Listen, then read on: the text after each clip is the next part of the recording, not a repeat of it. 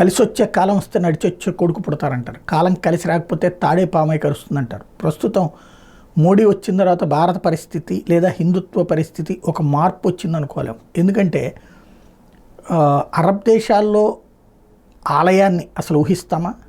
Arab దేశాల్లో ఘంటానాదాన్ని ఊహిస్తామా? Arab దేశాలలో దేవుడి ప్రసాదాన్ని గురించి ఆలోచిస్తామా? జరుగుతోంది, సాధ్యమైంది. వాళ్లే స్థలం ఇచ్చి మరీ కట్టుకొనిచ్చారు. అట్లాగే మోడీకి అరబ్ దేశాలన్నీ అత్యున్నత పౌర పురస్కారాలు ఇవ్వడం ఒక ఎత్తు.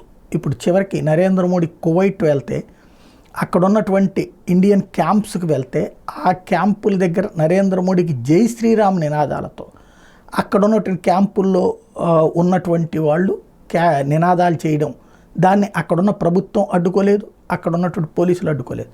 దట్ మీన్స్ మార్పు అనేది బాధ్యతగా చేసుకుంటూ వెళ్తే సాధ్యం అవుతుంది అన్నది నిరూపితమైంది.